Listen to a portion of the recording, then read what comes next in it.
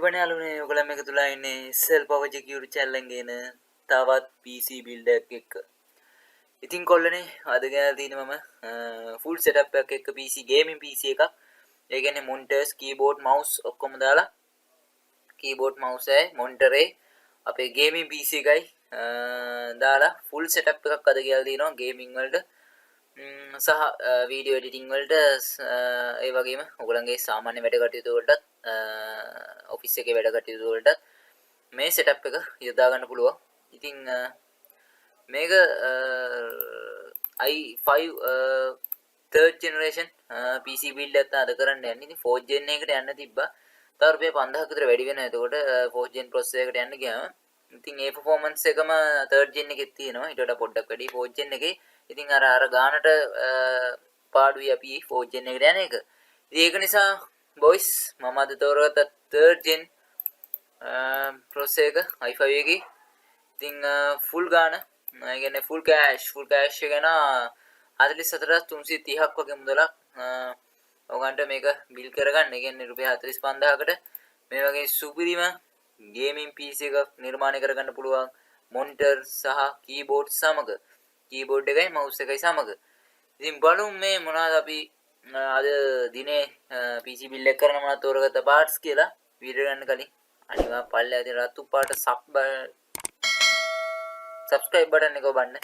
ඊට පස්සේ bell icon එක තියෙනවා. ඒක click කරලා දාන්න. ඊට පස්සේ notification එක ඔයාලට ගෙන්න ගැනීම හැකියාව තියෙනවා. ඉතින් බලමු වෙන මොනවද මේ parts කියලා. ඉතින් කොල්ලෝනේ Intel මම අද තෝරගත්ත i5 මම කිව්වා 3rd gen processor එකක් අද මම තෝරගත්තා කියලා. 5450යි මුදල 3rd gen processor එකේ. ඉතින් බලමු Intel site එකට ගිහලා මොනවද performance තියෙන්නේ කියලා. ඉතින් friends මේකේ 4 cores තියෙනවා. ඒත් එකම 4 threads. ඒ කියන්නේ hyper threading නෑ මේකේ.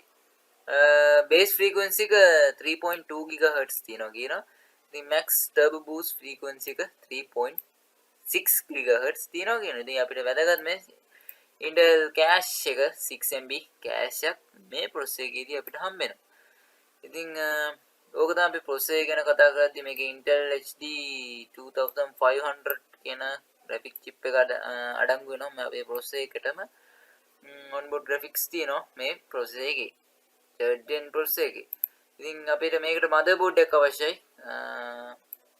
ඒක නිසා මම H81 3rd gen motherboard එකට මම ගියා.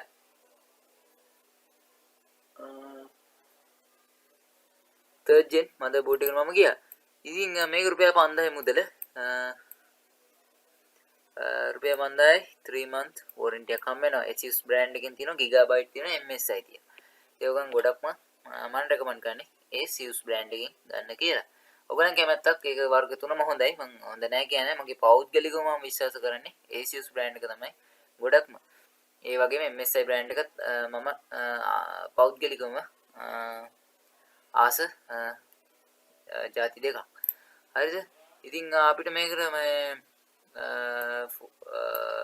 අපිට RAM අවශ්‍යයි අපේ PC එකට. ඒක නිසා මම DDR3 4GB stick දෙකක් භාවිත කරනවා අපේ PC build එකට. 1600 MHz වලින් run වෙන RAM kit දෙකක් මේ system එකට වදිනවා. ඉතින් මේකට අපිට අවශ්‍යයි ඊට පස්සේ graphic card එකක් සුපිරිම graphic card එකක් තෝරගත්තා.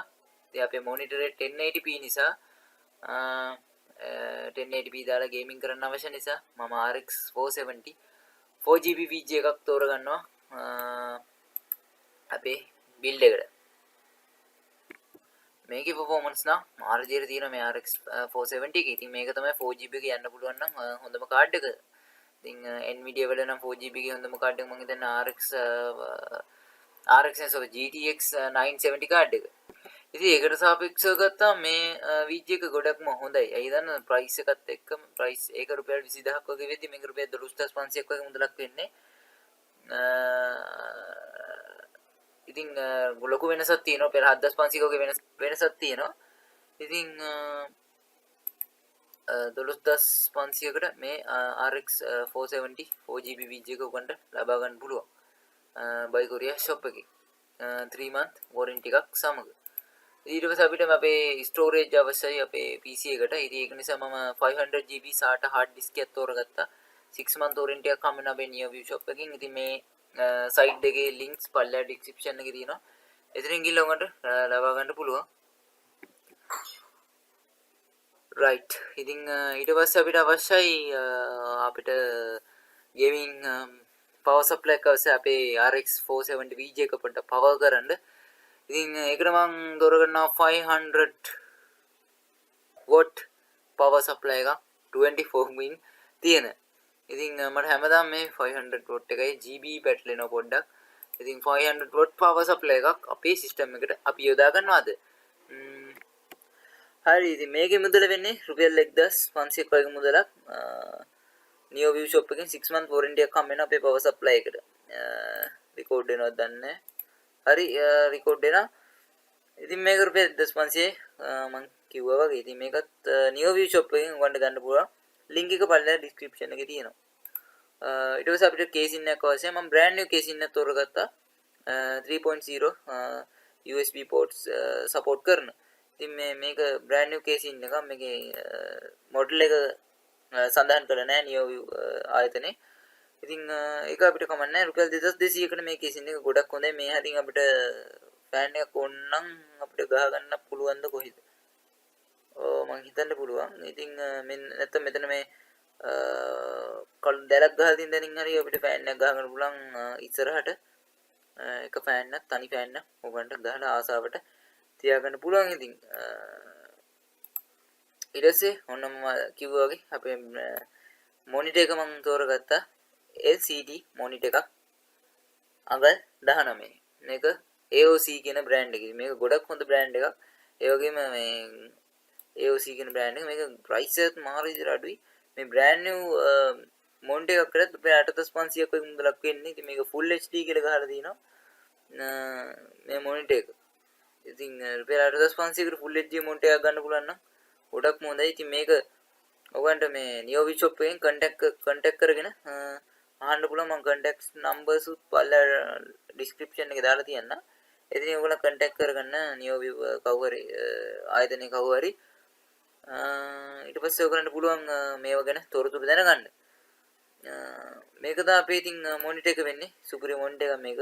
AOC brand new use කරපු ගන්නේ brand new. අනිවාර්යෙන් warranty තියෙනවා ඇති. අවුරුදු 2-3ක්. ඊට පස්සේ අපිට mouse මම තෝරගත්තා. mouse එකක්. ඉතින් මේක තමයි මගේ full setup එකක් කරනවා කියලා. ඉතින් mouse keyboard monitors දාලා මම speaker එකකුත් බැලුවා. මේකේ NeoView shop එකේවත් speakers තිබ්බේ නැහැ. ඉතින් ඔයගොල්ලෝ speaker උත් එක්ක රුපියල් 45000ක් වගේ තමයි මුදලක් යන්නේ. speaker set එකක් 900ක් වගේ වෙයි. හොඳ speaker set එකක්. ඉතින් ඊට පස්සේ මේ mouse එක ගැන මම පොඩ්ඩක් කිව්වා. Lenovo USB mouse එකක් colors 7ක් තියෙන backlight mouse එක. මේ උගන දැක්කයි පොඩ්ඩක් gaming විදිහට තියෙන mouse එකක් කියලා මේක.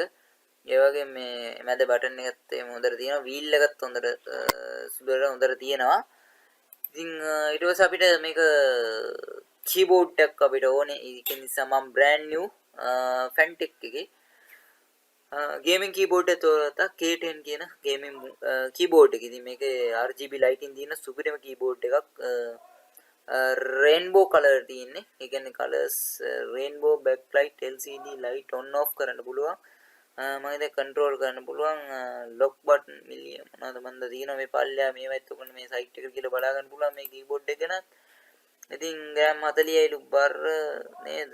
මොනවද මන්ද ඉංග්‍රීසි අපිට නම් බෑනේ. ඉතින් ඉංග්‍රීසි මොනවද මන්ද ගාලා තිනවා. ඉතින් අපිට තේරෙන්නේ නැහැ ඒවා.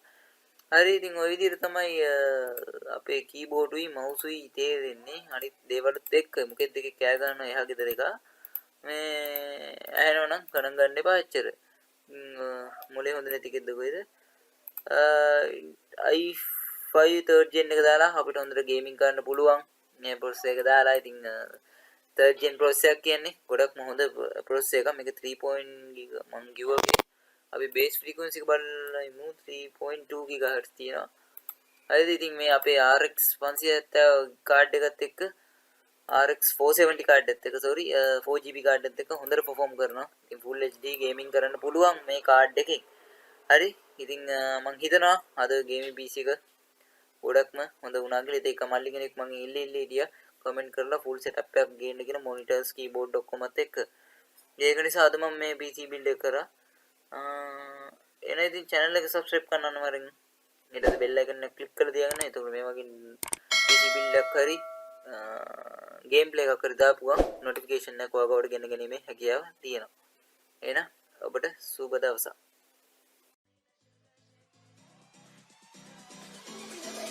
Blast the block. Enemy is not an option. We all listen now, we go dance and start. Sing Salavina, man,